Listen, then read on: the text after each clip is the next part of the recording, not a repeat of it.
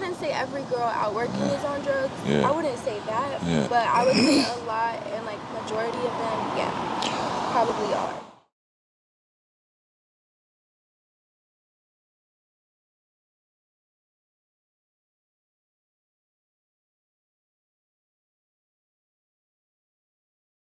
All right, welcome back, everybody. We're back in beautiful Las Vegas, Nevada, and we're here with Bree. How you doing, Bree? Good. Do you give us permission to use this video on our YouTube channel? Yes. All right, before we get started, I want to thank everybody so much for watching and liking my videos. God bless all of you, and I hope you enjoy this one. All right, Bree, let's just start from the beginning. Where were you born? California. Yeah, what part? San Diego, like Oceanside area. Yeah, why'd you move out here? I moved out here with my family, like about 10 years ago. Yeah. And I've been here ever since. And how old are you? I'm 21. 21. Okay, and your family still lives out here? Some of them. It's half and half. Okay. So, you said you're a showgirl out here? Yes, I am. Awesome. This is only I think the second showgirl I've interviewed. All right, how did you get into that lifestyle? I think just being in Vegas, like it's something you see all the time. I had friends that showgirl that did it, so I was always interested. Like they would tell me what type of money they would make and stuff. And ever since then, like once I started, yeah, I saw that like I could make like, you know, a lot of money just taking pictures. So after that, that's what I decided to do. What kind of money is in it? It depends. Like it's only tipping. Like it's only just off of the tipping basis. But if you know how to talk to people, if you know how to, you know, maneuver around, then it's pretty good. You can make. There's no dollar amount. You can make as much money as you want. What's the most you made? A little over $1,000. In one day? In 4 hours. In 4 hours. Wow. Only 4 hours. All right, so I'm on the Vegas pages a lot, and a lot of complaints are that some of these girls are very aggressive, and they harass people for, you know, like $20 to $40. Is there a requirement of how much they're supposed to tip you, or is just whatever they want? We're taught to ask for $60 a model, so that's in total $120. Oh, I see. But I know a lot of the girls are aggressive, but that's the point. Like when you get a picture with the showgirl, it's about the experience. You know, you're not supposed to leave like a bad taste in people's mouths, and you're not supposed to just be rude to people just because you need the money or you're just trying to you're out there hustling. Like I've never believed in that. Like we're taught to ask for 60 a model, but if 20 is all that somebody has, I'm gonna be happy with that just as much as I'd be happy if they gave me 120. Okay. I'm not like. I wouldn't say I'm aggressive at all. I definitely push a little bit just because like that's the type of job you have to. But once it's like they're like I'm okay and like they're not trying, they don't want to give me the money, that's when I just back off. Okay. What if someone doesn't want to give you any money? Is there anything legally you can do? No. No? No. You have that happen a lot? Not a lot. Yeah. A few times. Yeah. A few times, actually. It never used to happen to me when I first started. Like, it never happened to me at all. And then it happened to me one time, and I was like, whoa. Like, where they didn't give me anything. I've had somebody give me, like, $5 or a couple $10, like, a couple dollars. Yeah. But at least you gave me something, you know? But people would come up to us and ask for the picture or whatever, and then they won't have anything for us. Like, and it's like you came up to me knowing that I work for tips, but so people definitely take advantage. All right, now out there with the girls, you obviously get propositioned a lot, probably, right, for sex? Yes. Okay. We do. What's the highest amount they've offered you? Maybe like a lot. I've gotten offered a lot, but regarding work at work, maybe like $2,000. Oh, 2,000? Yeah, While you're showgirl? Yeah. Oh, okay. But that, I feel like, well, first of all, it's not enough, but I just feel like it's a lot of like police and stuff too. So we can't, like, as soon as we talk about outside, like going to somebody's room or hanging out with somebody outside of work, and it's not just like on a friend basis, like that's when the cops can get involved. And you know, so I don't even mess with any of that stuff. I don't want to my job, just because they're all paying attention more, just because we're wearing our costume and doing all that. Some girls do that once they get off of work, and more power to them, but I keep it strictly just work and business, and that's it. If you want your picture, I got you, but everything else, I can't really talk about. Yeah, what percentage of the girls do you think do that? Maybe like 10, 20. Oh, that's it? Okay. Maybe like 20%. I think it just depends, like what company, what type of girls you're dealing with.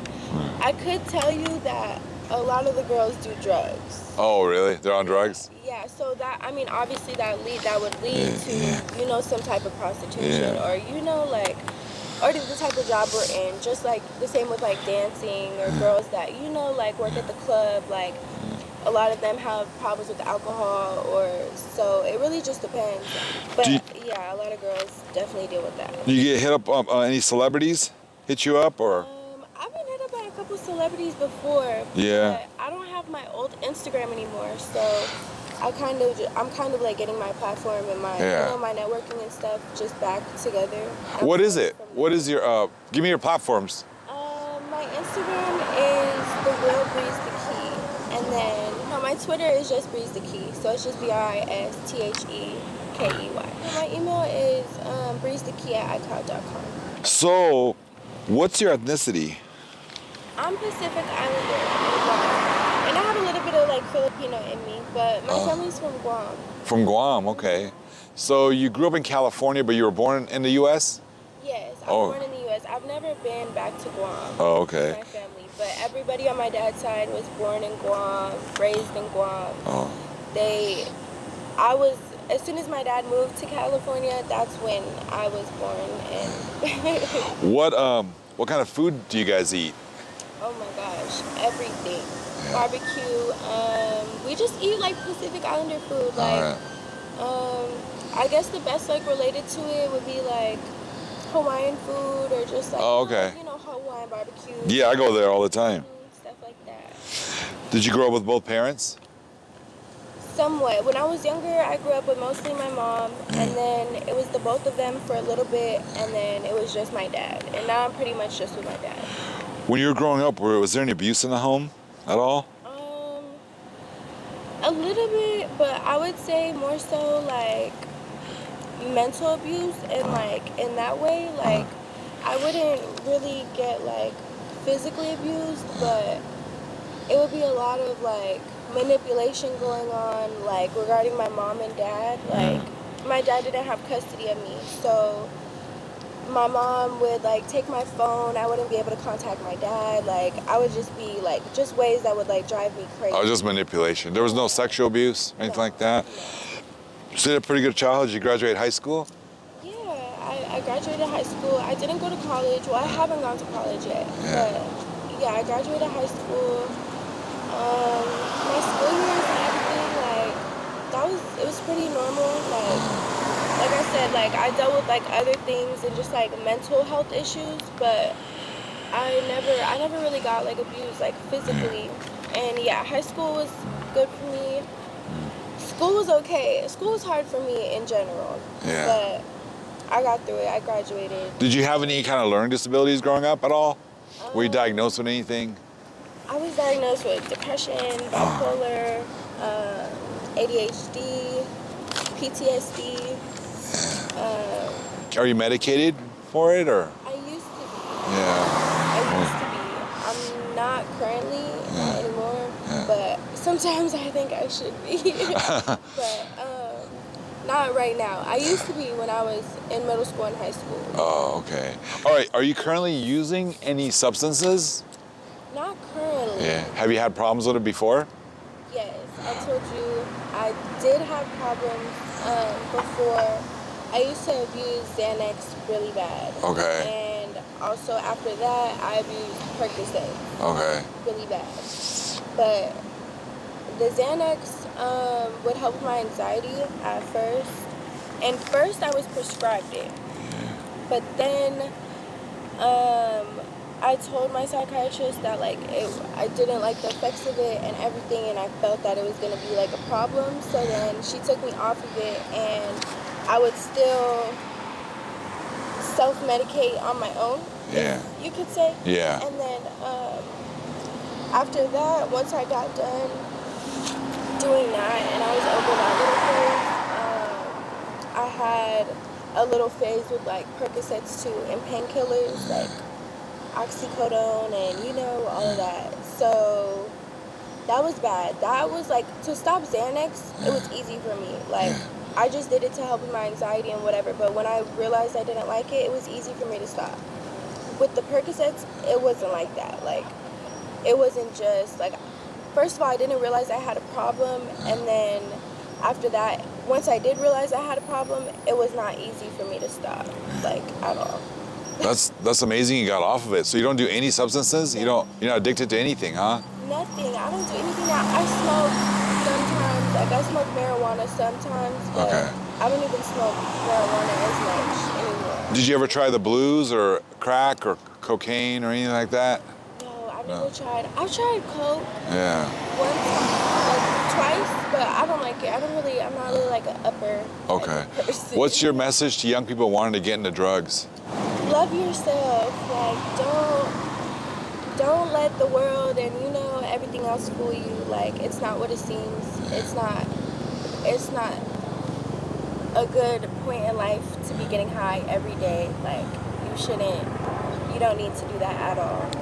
How were you able to stay away from drugs if a lot of your friends or coworkers are doing it? What kept you away from it?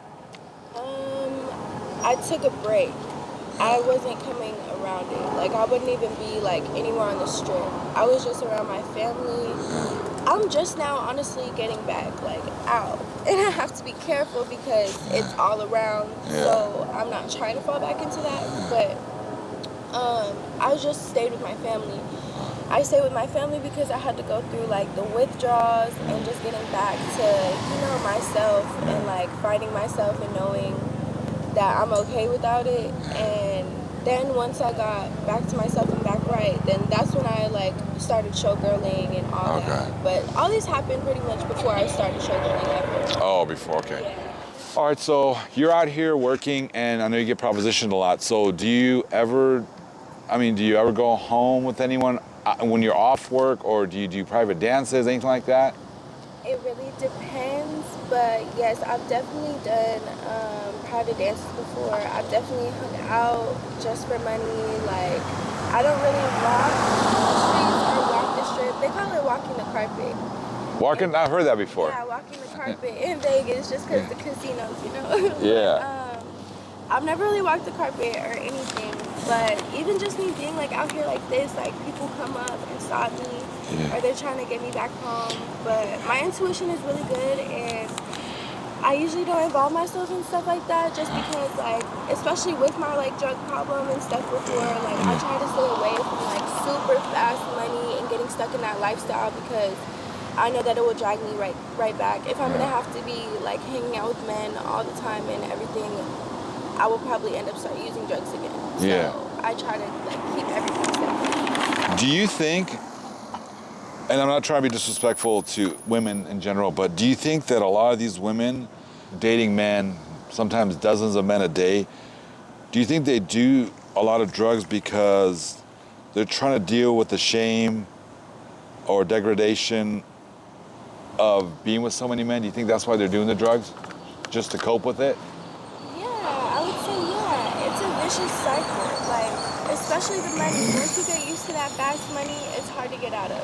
And then, like you said, like a lot of the times, they get caught up in the fast money, and then right after that, they'll start using drugs to keep up with their clientele and the money, and they have to be in a good mood. They have to be in a good mood, happy, excited, like. It's a lot on your mental health. It's a lot for a woman. It's a lot for any person.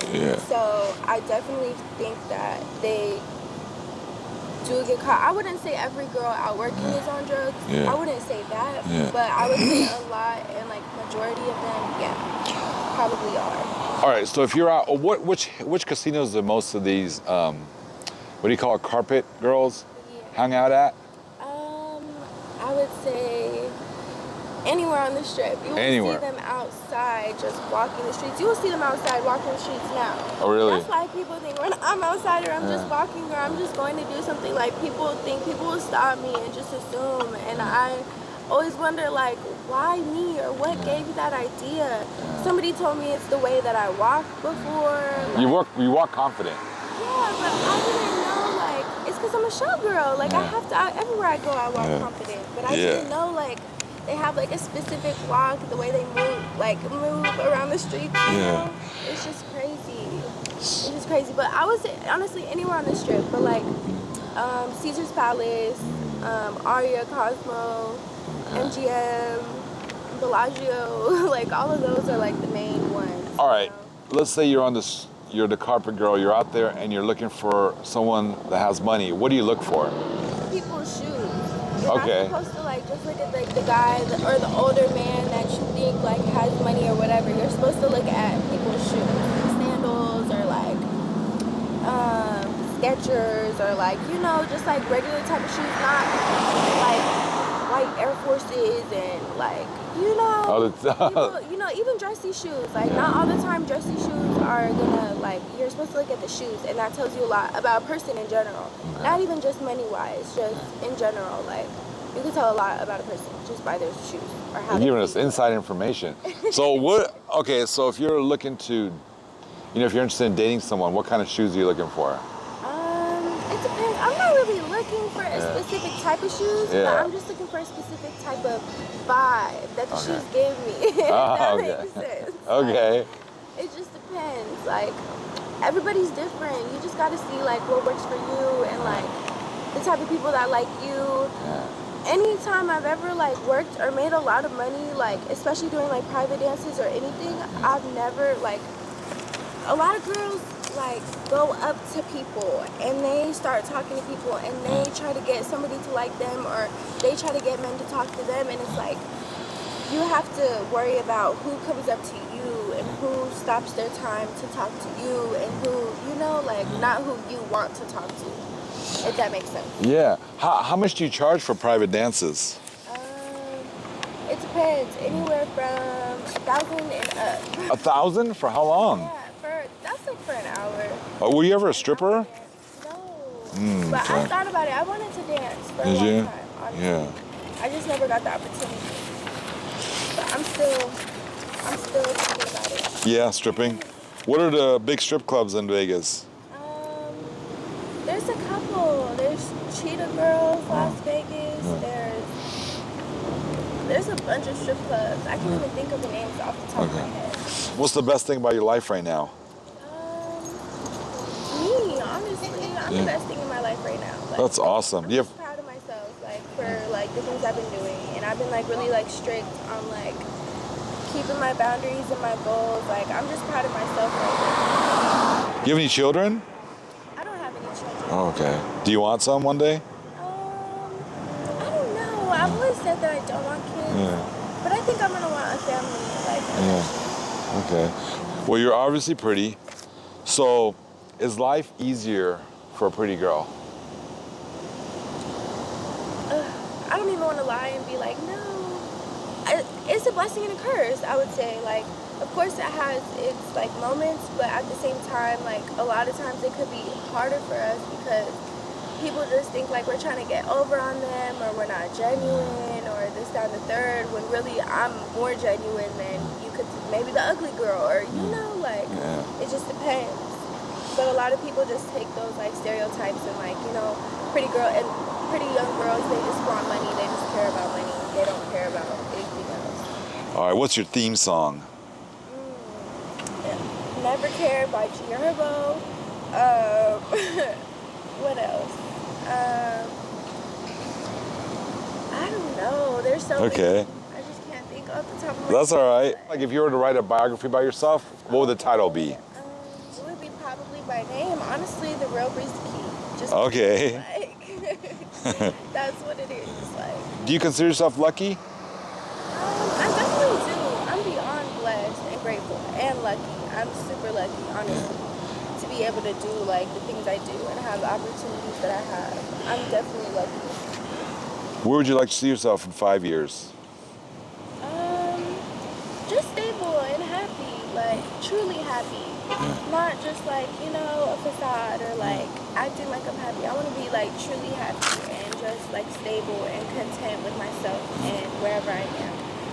I've been like currently setting like all my goals and like my 5-year goals and everything, so that's a good question, but I haven't concreted everything, so I couldn't give you an exact answer, but definitely just better and more progressed than I am right now. Obviously, I'm trying to be better every day, so that's my main goal. Well, this was an awesome interview, Bree. You're very intelligent and you have an amazing personality.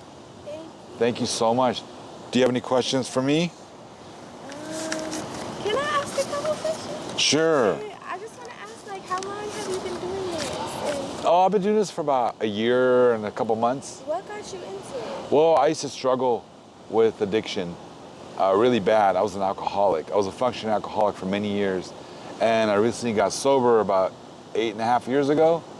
And I started sponsoring people. And, you know, I watched these channels before. And I didn't see one in Vegas. So, and I was temporarily living here and I started it here at the time. And I'm a truck driver. So I talk to people all the time anyway. Like I'll stop and just talk to people and hear their story. I've been doing this for a long time. So you just thought might as well record. Yeah. So I just started recording and then just started posting a couple and people enjoyed it. So that's cool. I like it. Yeah, thank you for asking though. Like, yeah. I like this. This is cool. I could do this every day. Yeah, we could do an update on you. Yeah, we could do that. Keep in touch and be safe. Thank you. Thank you so much. Was there anything else you want to ask or? No, that's it. All right. Thank you so much. You're awesome. Thank you. All right.